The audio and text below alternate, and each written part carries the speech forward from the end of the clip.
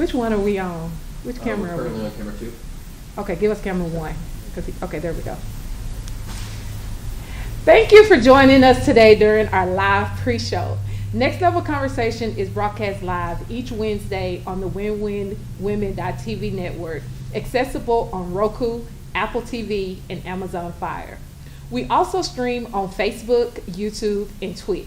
Stay tuned for a thought-provoking conversation that will inspire you on your journey forward.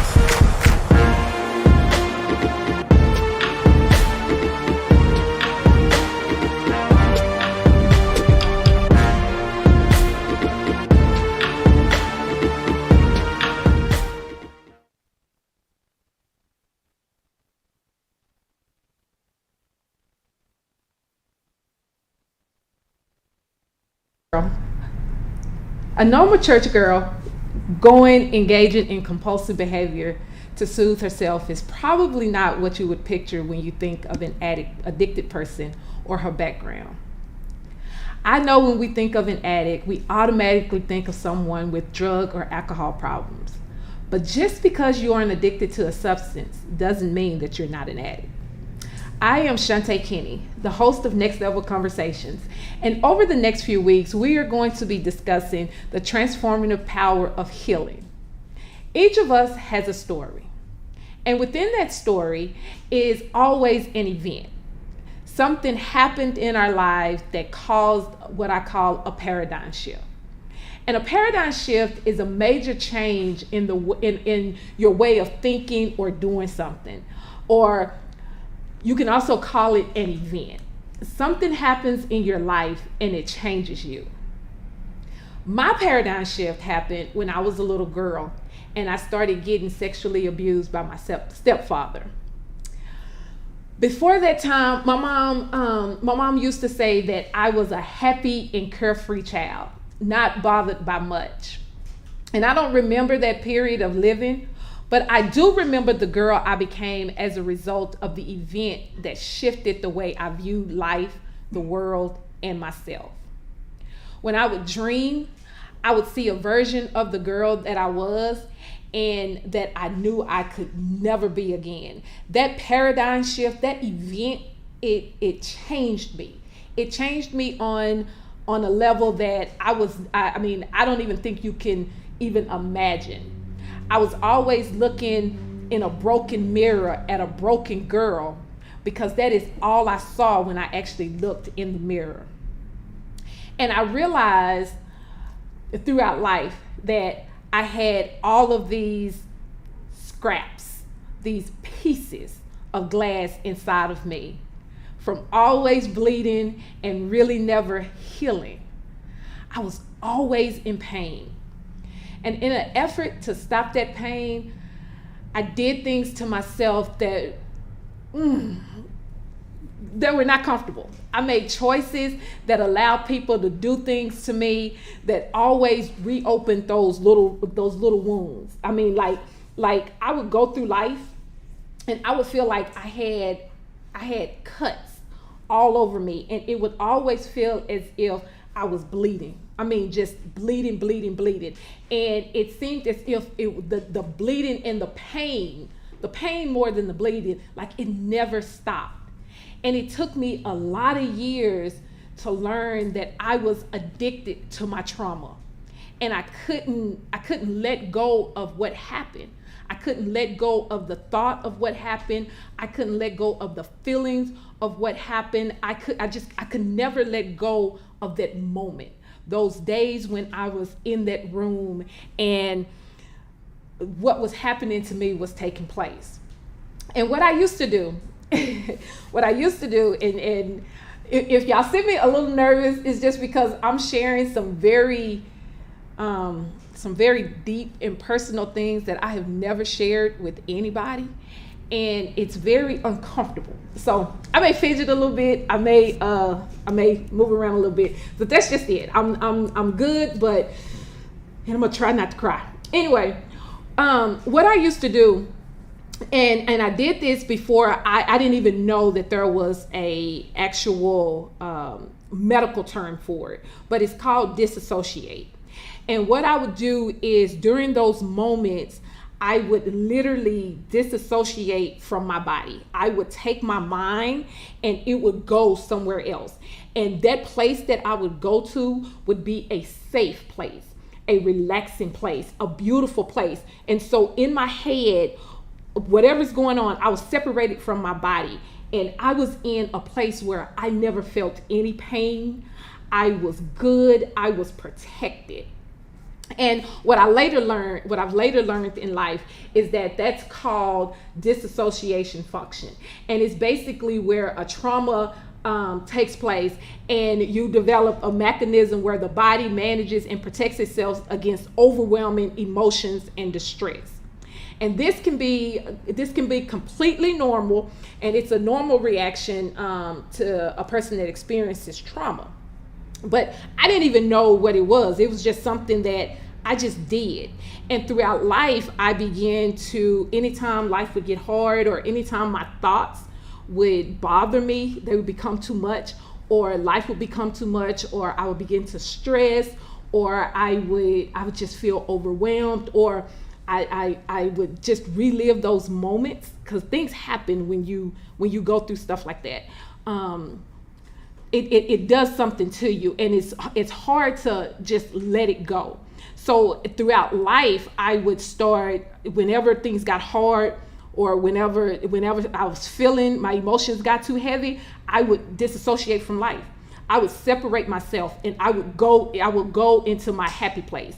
I would become absorbed in a book or a movie or food or anything, just to get away from the thing that I was feeling, trying to get away from my thoughts and get away from my emotions. And what that ultimately led to was me being closed off emotionally. It took me years. It literally took me years to realize that I was doing that. It took me, and it took another event to even make me aware of it.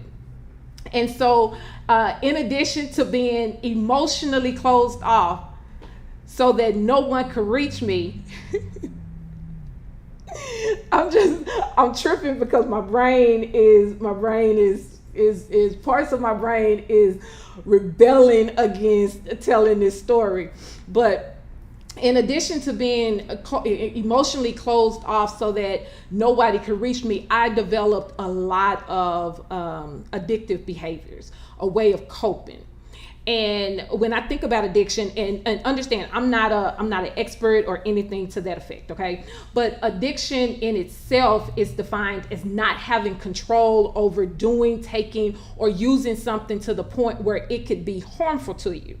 And an addictive behavior is, which is what I had. I was not addicted to substances, but I had addictive behavior, which is compulsively engaging in the same behavior despite it having a negative or a harming consequences to your well-being.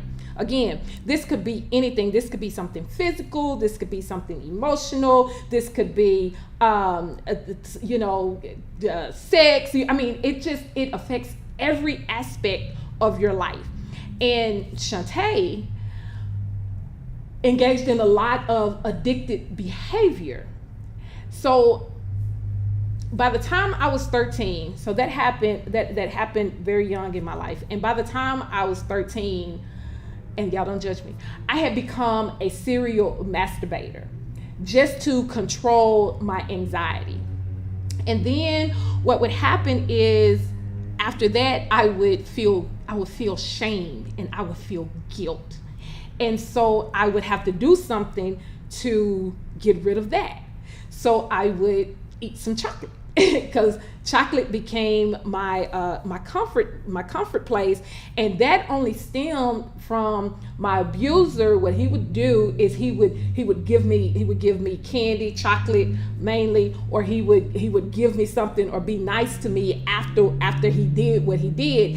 And so in my young brain, that like made everything okay. So chocolate became my go-to thing, and it did not matter. Anytime I did something I didn't have any business, and I started feeling ashamed or I started feeling nasty or anything like that, I would go to chocolate. And then that chocolate would make me feel even more ashamed. So then I had to get away from that emotion. And so I would completely separate. I was separating my mind from the world. I would start watching on television, or I would start eating, and I would go into these spells for weeks at a time. Like I put on a TV show and I would binge watch 5 or 6 seasons night after night after night, and totally be separated from my husband. I would be present at work every day, but I wasn't really there. I would be present in life every day, but I wasn't really there. And while I'm doing that, I'm eating because I had to get away from what I was feeling. And then by the time I came out of that, I moved over into guilt, because after doing all of that binge watching and after overeating all of that, I felt so guilty. Like, you have no control, Shantae. You have no control, and you are just letting life just slip away. But I couldn't help it. I could not help it. And so from there, I would go on a fast. I'd be like, okay, Lord, I need to stop, and I just need help. And this is the time that I'm just gonna do it. And so I would go on a fast. I would probably go on a 30-day fast or a 45-day fast. And I would do that. And then the moment I came off my fast, it seemed as if the cycle started all the way back over again. And so I got caught in a loop. And I started this when I was about 13 years old. And I did not stop this loop of addictive behavior until I was probably about 35 years old. And it was destructive. I mean, there's no other way that I can really explain it, because what it did, and I used to try to justify my actions, and I would say things like, this isn't that bad, and I can stop whenever I get good and ready to. And it's better that I do this as opposed to running out in the street and laying with everybody and doing. I had all sorts of reasons, and I had all sorts of excuses for the reason why what it was that I was doing was better than the alternative. And I never thought that I never thought that my actions were affecting anybody but myself, because they were so private. They were so private. Nobody knew what I was doing. Internally, I was killing myself, but nobody else knew what I was doing. So I'm like, okay, this is good. It's not affecting anybody. It took me years. It took me so many years to realize that I was putting, every time I would disassociate and I would get away from life, I was putting space between me and my husband. I was putting space between me and my family. I was putting space between me and my friends. I was constantly, I was just moving away and away and away, and I was putting space between me and God. And I was moving away from life, and I was moving into a prison that I created for myself a very long time ago. And whether we realize it or not, and it took me a while to realize this, our decisions will walk us into a prison. And it's prisons that we create ourselves. I used to always ask myself, and I would ask myself daily when I got older, how did I get here? How in the world did I get here? And I used to blame everybody for the unhappy Shantae and the unfulfilled life that I had going on. And it was easy to blame the person who abused me. It was easy to blame my mama. It was easy to blame my husband for the things that he was doing. I even blamed God at one point. I was mad at my sisters and brothers. I can sit here and I blamed everybody. I had a blame game going on. But the reality is, the place that I was in was as a result of my own decisions. I put myself in the prison that I found myself in. And I spent a lot of time deceiving myself, but the reality is I had walked myself into a prison, and I was held hostage by my own choices. I was disassociated from myself. I was disassociated, as I said, from my husband and from my family. I was overweight. I honestly did not recognize myself, because when I looked at myself, like I said, I saw myself I was looking through a broken mirror. It was just broken. It was just broken. It was distorted. I didn't see who I really was. I saw nastiness. I saw filth. I saw shame. I saw ugliness. I had no balance. I had no control. I literally could not tell myself no. I had developed a very bad habit, an addictive habit of just completely pleasing my flesh and pleasing myself. So it was, I couldn't say no to myself. I was draining myself mentally, physically, emotionally, just so that I wouldn't have to deal with the deep-rooted stuff inside of me.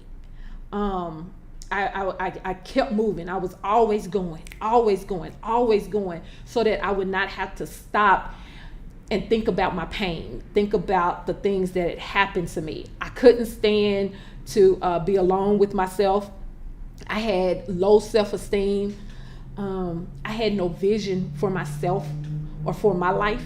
I could see everybody else's life, and I had plenty of vision when it came to everybody else. I had plenty of hope when it came to everybody else. I could dream for everybody else, but I couldn't dream for mine, because the truth is, all of my dreams, all of my vision, they stopped at that event. And I caused them to stop. When I locked myself in, when I separated myself, I caused all of my visions to stop. I was afraid all the time. Like,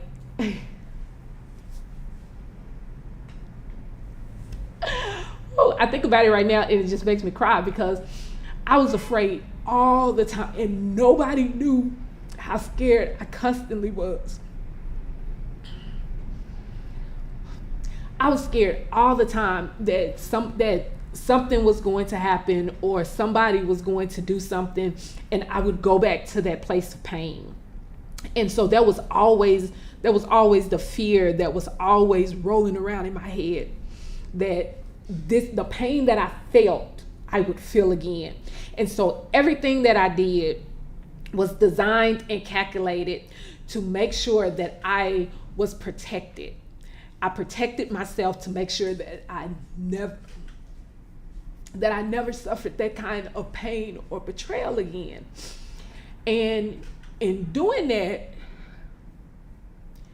and making sure that I did that, I put myself in literal hell. I was dying inside. I was dying inside, and it was absolute torment. And then I had another paradigm shift. I had another shift. Life shifted for me again. I think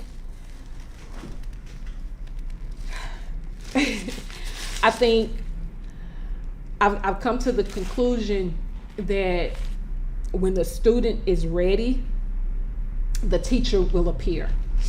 And I didn't know that it was my time, but I had got to the point where I had accepted that I was just gonna die in the prison that I was in. I did. I had just got to that point. I was just like, okay, I'm here, I've created it, I'm gonna die here. And it was in that moment in 2015 that God was like, no, you're not gonna die here. You are not going to die here. And he began to really and truly begin to talk to me. And before, I couldn't hear. I couldn't. I think things have to happen. And I've talked to people who have recovered from drugs and different things like that. And they always say that, and I know this just from life, you can try as hard as you want to help somebody, but until they are ready, there is absolutely nothing that you can do. Absolutely nothing. And so I had to have, and I just figured that it was my time, that I was finally ready, and I didn't even know that I was ready. But God had started talking to me. He had started talking to me, and I was, I remember just realizing that I was just broken. I mean, broken. And this was back in 2015. I was just broken. And God started talking to me about what next looked like, what a better life looked like, what healing looked like. And I had realized that the reality hit me that the only way for me to live was I had to heal. And the only way to heal was I had to pull out. I had to allow God to open back up those cuts that I had felt, and that I had constantly, I was constantly putting Band-Aids on because I didn't want them to, I didn't want to keep bleeding. But I had to get to a point where we had to heal the psychological, what I call residue of the trauma that I experienced. And in my bathroom in 2015, believe it or not, is really where Next Level was created. And I was the first woman that it helped, really, because that residue, which when I say residue, I'm talking about something that remains after a part is taken, separated, after something is taken away from you. You have these residual effects. And so that's what I would always call it. I would, when things would happen, I would say, oh, that's the residue from what I experienced. That's the residue from what I experienced. And then I'm like, ooh, it's rough. And so God started showing me during that time, he was like, you got bits and pieces. You have bits and pieces. And we all have, it happens to us all. Something happens and there's pieces left from the act, or from the disappointment, or from the fight, or from the betrayal. It's small pieces, what I call small pieces of glass. It's residue that basically gets stuck and never come out. And it's things that we're constantly thinking about it, and we may develop doubt, and we may start addictive behaviors, whatever, because we can't stop. We relive and we replay the negative words, we replay the event, we replay the trauma that we've experienced. We haven't healed from it. And I had to get to a point where God was like, in order for you to fully embrace what I have for you, you're going to have to embrace your pain. You're going to have to allow me to reopen these wounds so that you can heal them, so that we can go on to the greatness. and that's where I started. That's where I started, and that's where my healing, my recovery started. And when God started it, when we started that process, I found myself bleeding. I mean, and I literally say bleeding because I remember those days just as vivid as I'm sitting here. I couldn't figure out where I would feel like I was just bleeding all over the place. And I'm just like, where is this coming from? What is going on? I feel like I'm bared open and like everybody can see, and like I'm just bleeding all over the place. And I wasn't bleeding, but I really was bleeding. And God, God began to talk to me. He would just be like, I've cut you, Shantae, and I want you to challenge yourself to let it bleed and not go into your cycle of behavior that stops the bleeding. Let it bleed on out so that it can become a scar and so that you can heal. And so that's literally what I started doing. That's literally what I started doing. And I'm gonna take a quick break because I have bared myself and cried to you all. And I just need to, I'm kind of, I just need to get myself back together real quick. So we're going to take a quick break, and then I'm gonna come back and we're gonna talk about just what that process looked like. All right, so we'll be right back. It's just a family here. I was a Division I athlete, stopped playing basketball, and it's been really nice to come back here because I pushed myself in ways here that I wouldn't on my own. Getting my inner athlete back. I was a little nervous, but I thought I'm just gonna go and see how it is. But it was so much fun, it was so intense. Coach Kev is so great. If I'm feeling like, oh man, I don't even feel like working out today or something, if I called him, he would like, get your butt to the gym. It makes a difference when you have that kind of support system.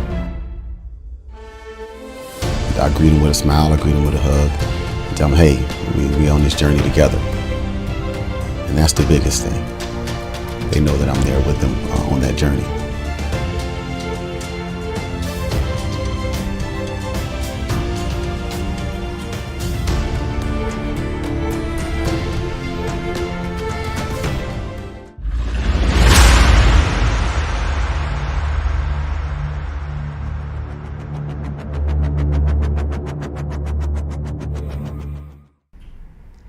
All right, I done got myself together. And I'm back. And know that you all can start dropping questions or comments into the chat. So I'll start taking questions. We are monitoring on Facebook. I think I had an issue with YouTube, so we may not be live on YouTube, but we will put this up for the replay. But you can start dropping questions or anything into the chat, and I will answer any questions that you may have. Okay, so now we're at the good part. That was the hard part. Now we're at the good part. We're at the fun part. When I started my journey, and I talk about this because it's fun. It really is. It's fun, and I've really learned the levels that I had to go through. And that first level that I went through was what I call the awakening. And it was basically when God started poking me. He started poking me, and he started creating situations in my life this was 2015. He started creating situations in my life that would poke. That's what it felt like. And I used to tell him all the time, I said, I feel like you were poking me. But he was trying to wake me up. He was trying to get me to get a clear picture. Shantae, where are you? Answer that question. That's the reason why I always say step one starts with an awareness of where are you. And so he will poke me to ask me, where are you? Where are you today? Where are you? What's going on? Where are you at this moment? And then it was, where do you want to go? And so he would create situations in my life. I kid you not. He would create situations in my life, which would be him getting, like, I'm supposed to get this piece of glass out right here. It never felt good, but he created these situations so that he could get the glass out that was in very deep. I'm gonna tell y'all, when I tell y'all that stuff was in my soul, that pain was in my, oh, Shantae, don't cry again. That pain was in my soul. It was so deep. And so God would create these situations where I would have to face myself. I would have to acknowledge, where am I right now? What am I feeling right now? What is going on right now? And then I would get a vision, and he would talk to me about where it is that I wanted to go. And he would always remind me, Shantae, this is uncomfortable right now. And I get it. This is uncomfortable right now. But I have a greater place for you. I have a greater place for you. And I got to the point where I had to stop. I had to stop bandaging my pain. I started fasting. And when I say I started fasting, I mean, I didn't start doing a couple of months fast. I was fasting for years from masturbating, and the pulling away from masturbating began to allow me to see and feel other things. I could start seeing things that I couldn't see before. So my vision began to come online. And if I wasn't in the masturbation stage, then I wasn't feeling all of that extra level of guilt. So I stopped. I started fasting from masturbating. I started fasting from television. I started fasting from food. Just so, and I'm talking about long periods, not short periods, long periods. And every time he would be like, "Why go back? Why go back?" I had literally not touched myself for, I think it was probably, so this was the beginning of 16. So when I finally looked up again, it was like January, February of 17. And he was like, why go back? And then he started talking to me about what, and y'all don't judge me. He started talking to me about what sexual experiences could be like outside of the messed up perception that I had in my head. And he started talking to me about what life would be like with a partner when there was none of all of that stuff that I had caused to separate us was present. And I started wanting that. I did. I really started wanting to experience that. So I had something that I could look for, that I could look towards. So it was, where are you? And then where do you want to go? So that place of awakening really ignited me. It did. It ignited me. But still, And this is what I call level 2, because just because he pokes you doesn't mean that you get up, doesn't mean that you move, doesn't mean that you take action. Because even in that first year time frame, there were so many days, and even now, as because we're still pulling glass out. I have a big one going on right now that I just realized, and it's uncomfortable. Like, it is really, really, really uncomfortable. And I don't know why God has me talking about this, but it is what it is. But just because he pokes you and he wakes you, and you can answer the question, where am I? And you get a vision of where you want to go. Moving is not that easy. Making change is not easy. It's not simple.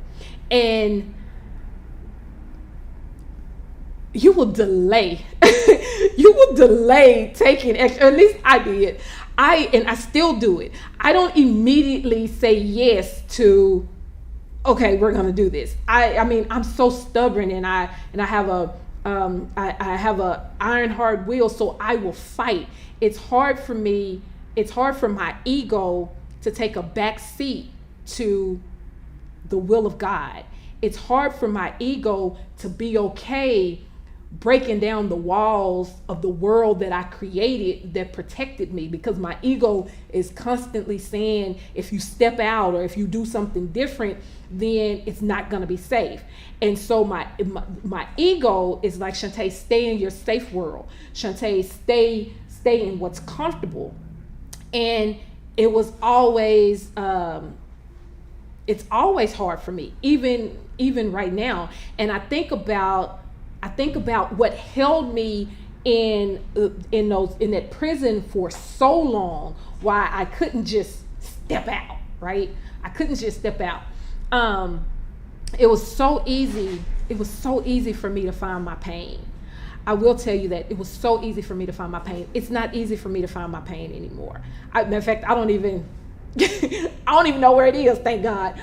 I would look in the mirror and I could never find my strengths. They were so far away from me. And so standing still scared me. I never wanted to look at life. So all of that held me in place. But again, as I'm sitting here and I go through these, as God is poking me and I'm being reminded of the things that keep me still, I also remember that I wanted to be healed. I did. More than anything, I wanted to be healed.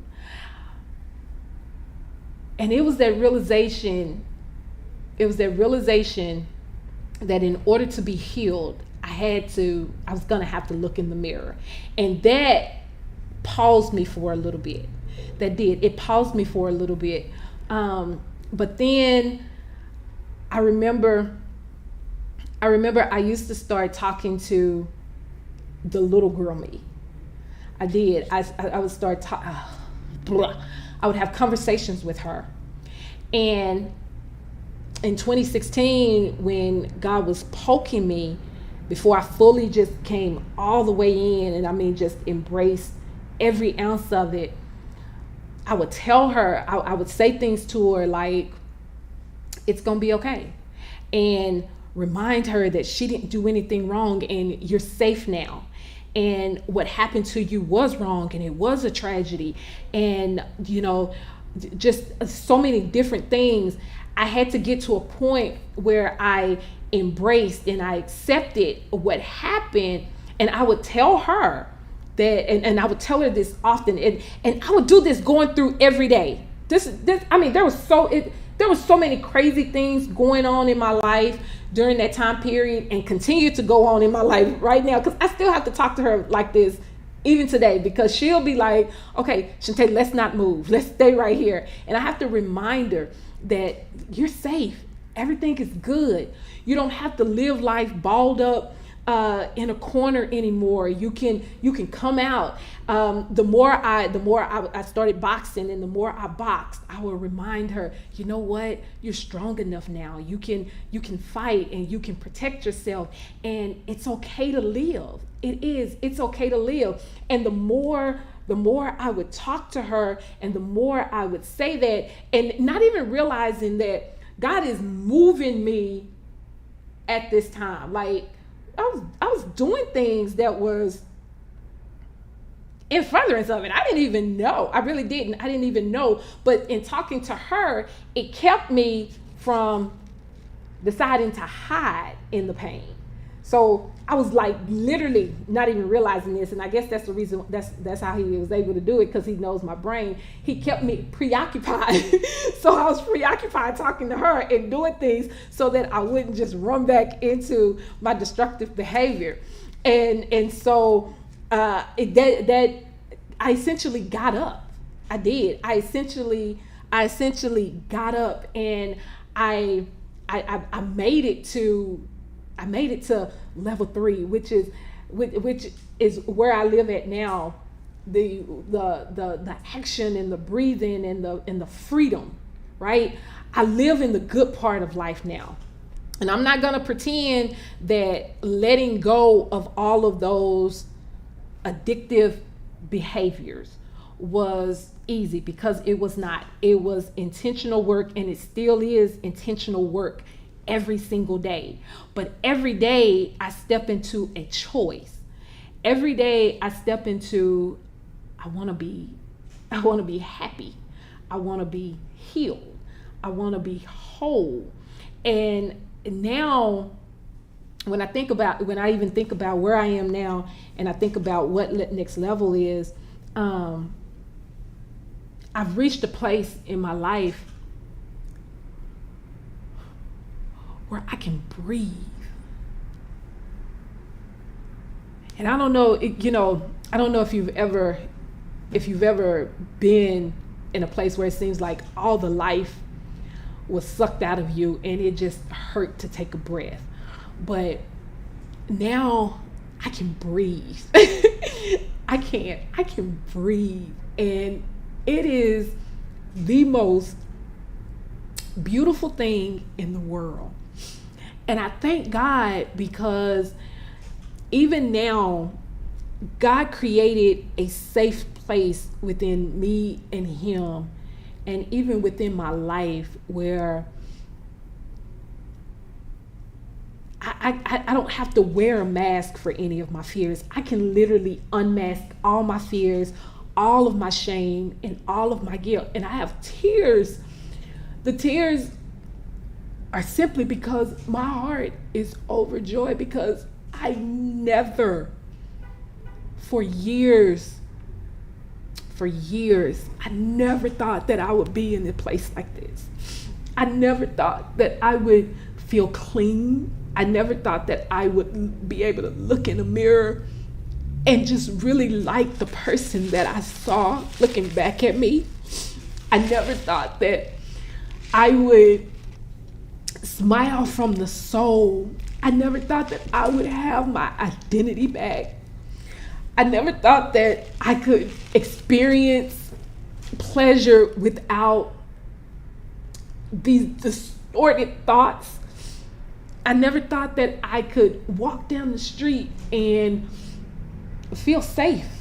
And feel safe in my own skin, feel safe in my own house. You know, I'm giving you a whole lot of personal information. I used to could never even sleep nude, because I was so terrified that somebody would come in and I would just be left exposed. So I could not even be free in my own house. And now I thank God, because I actually can. And all of those addictive behaviors, all of that stuff that I engaged in, all of that addictive stuff is gone, because the place where the trauma happened, God has healed. it's been a journey, and it still is. Right now, I mean, like, for real, we're still pulling out glass. Let's not play. We're still pulling out pieces. There's still things that I'm still learning. There's still residue, but I'm not afraid to experience it. I'm not afraid to go through it. I'm not afraid to allow it to be. And it has been, and I thank God for it. I do. I thank God for it. I thank God for it. So, yeah, that's my addict story. We're going to start taking some questions. We're gonna take I'm gonna get myself together. We're gonna take a quick, short 30-second break, and I'm gonna get myself together again. And we're gonna take some questions from our audience. So we'll be right back.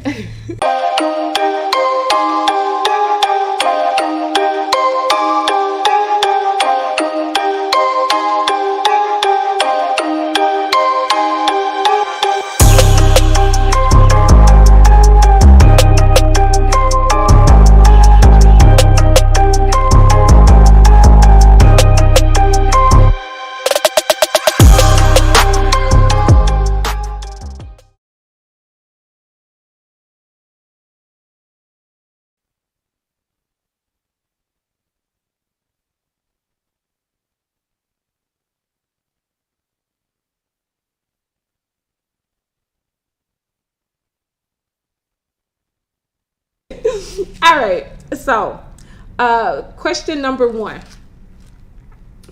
In your healing journey, how have you seen God show up? That's a very good question. And I've seen him show up in a lot of different ways, really in a lot of different ways, but every way that I needed, he has shown up. But the way that I need more than any other, that he's really, really, really shown up for me, the way that I've really seen him show up for me has been as a father. Really, as a father.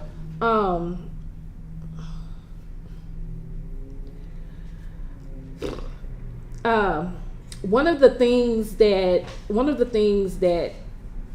was real deep inside of me was that I had no male to protect me, and that I used to always think, if I had a father present, this never would have happened. Never would have happened. And and I thank God, because God has shown up and healed that part of me, and been a father, and has shown me a protection, what the protection of a father looks like. And that has been so therapeutic. That has been so therapeutic to me that I can't even describe it. Question number next. What was the hardest truth to learn about yourself?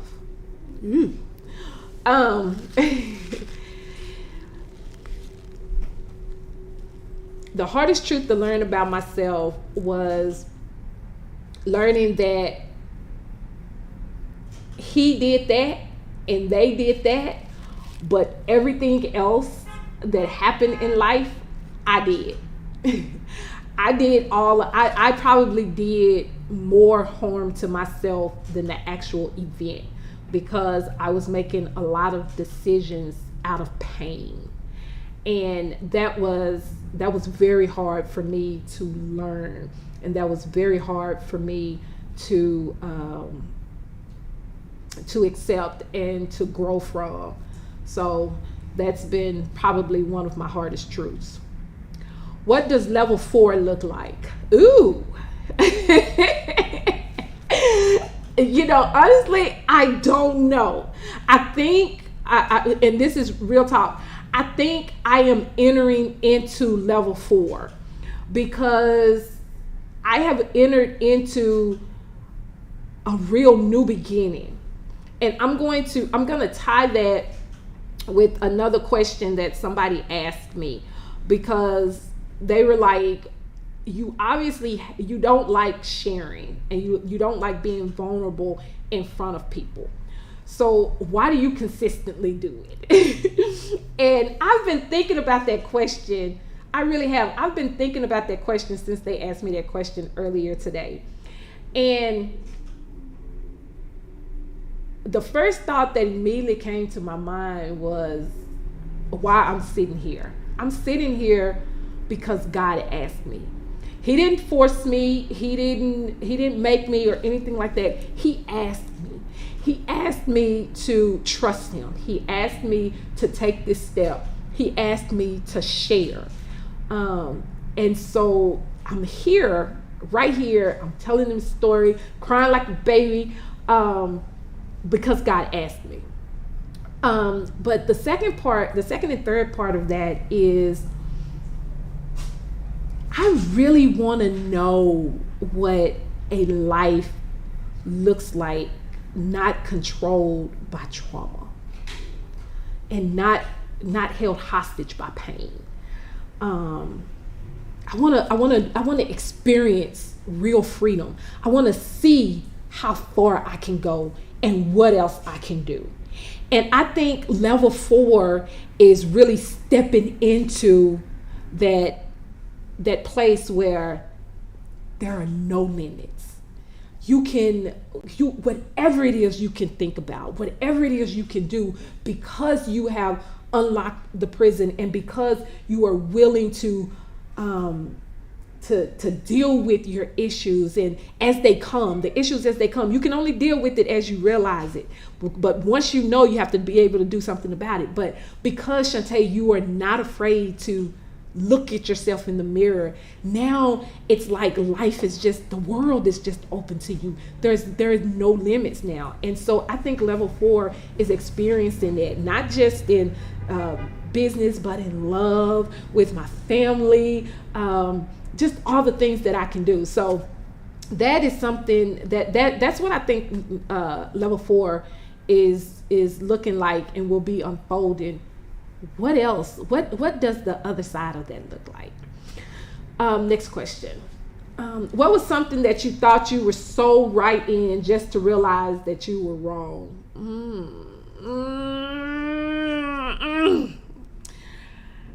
And I said it earlier.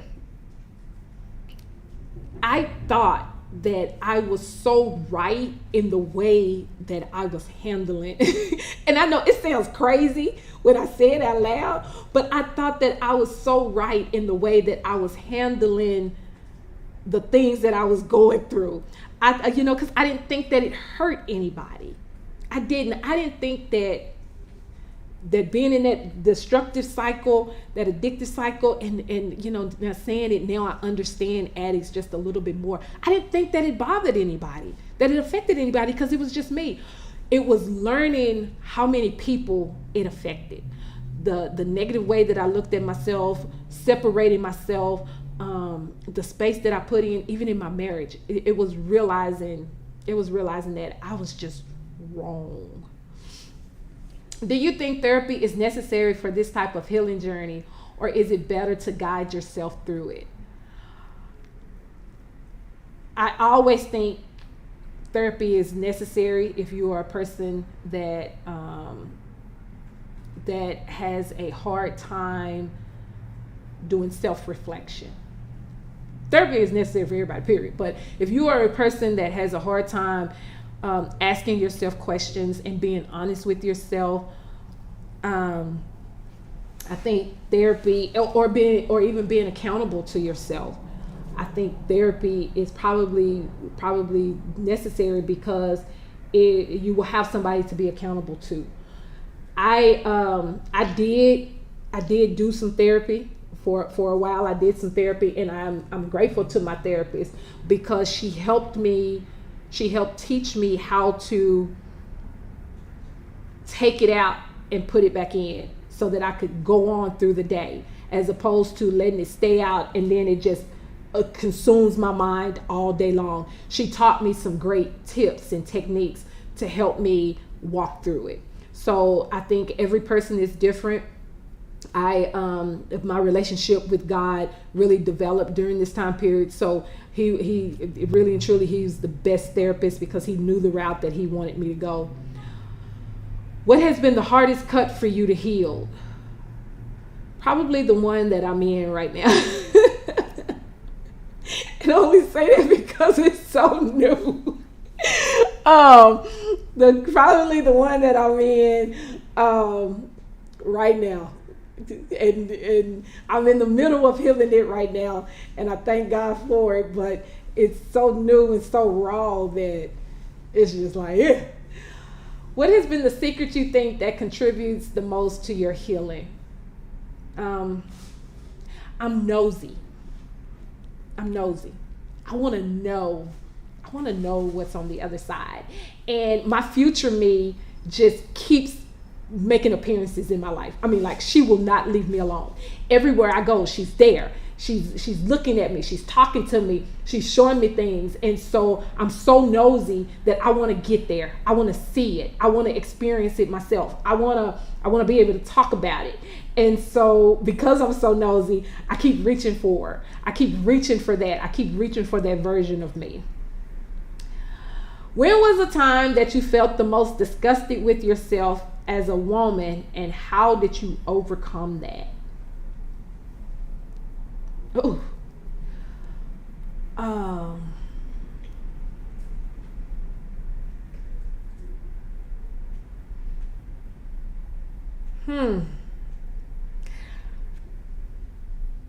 The most disgusted with myself as a woman. I'm gonna have to come back to that one because I can't think of. Because if you ask me, I always felt disgusted with myself as a woman, but I gotta think about that one. So before the show is over, let me come back to that one. The journey to a discovery of self is not fun. It is a lot of work and soul searching. What is something you have realized about yourself that you never would have found if you hadn't gone on this journey?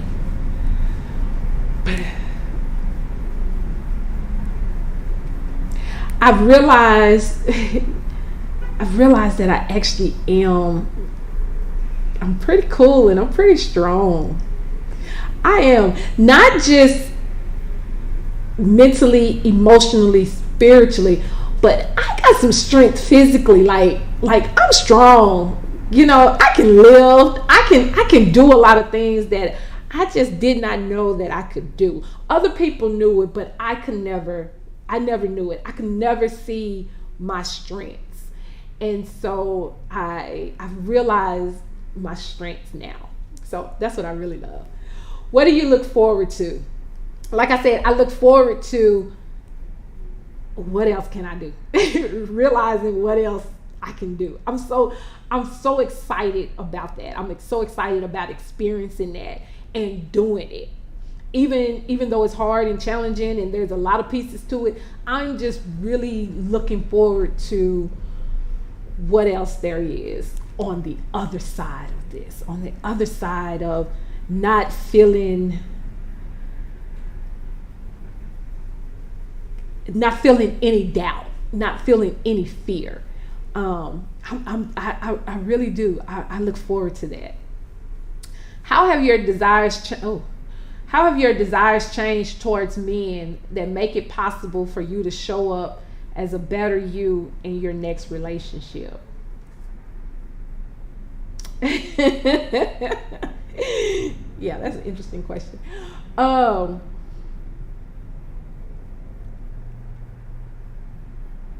The best thing I can say is I have become more open and honest, and and this is gonna sound bad, but this is probably the thing that I'm most ashamed of as a woman too. I never wanted and I never allowed my husband to see me, because I thought that I was so ugly and filthy on the inside, and I never wanted him. I made sure that he never fully saw me. I didn't, a million reasons and a million things that I did, but I was very adamant about that. Now I desire to be seen. And I like that I am seen. And I like that God has placed somebody in my life, not just one somebody, but multiple somebodies that see me. And because they see me, and because I've learned how to allow people to see me, I like that I get to really show up how I am now. And I'm finding that I love a whole lot. I think we have time for probably one more question. How did you learn to align your desires with the will of God?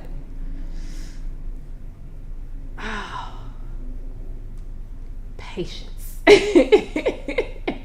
Patience. The way that I learned to align my desires with the will of God is I realized that my own will was destructive and it wasn't taking me where I wanted to go. And as long as I was in control, I was going to stay stuck. And understanding that and always reminding myself of that helps me say yes. And that's what I do. Okay, so yeah, that was rough. But anyway, so look, life has had an effect on all of us, right? There is not a person watching that has not experienced some level of trauma in their life, and you've developed some behaviors to cope with that trauma. What I want to see you do is heal from the trauma so that you can use it as a foundation for your next level. And over the next few weeks, we'll be sharing real life stories from brave individuals, and I'm considering myself as one of those, and their battle with trauma and addiction. And they will be sharing some valuable tips on how they overcame and are thriving now in life. In fact, joining me next week is a husband and wife duo, Jay Lauren and Karen Norris. After a 25-year addiction plagued the first 10 years of their marriage, Jay Lauren and Karen have learned to fight together to save their marriage. And they'll be joining me to discuss how they overcame those challenges and are now helping couples take a strong mental and spiritual stand against temptations. So I really hope to see you next week. And until then, I want to say thank you for watching. You can go and catch all of our prior episodes on our website or on our YouTube. And you can, if you're not following us, please do so on Facebook, Instagram, TikTok. And if you have not subscribed to our YouTube channel, go and subscribe. And until next week, I love you and I am praying for you. And I just ask that you pray for me. See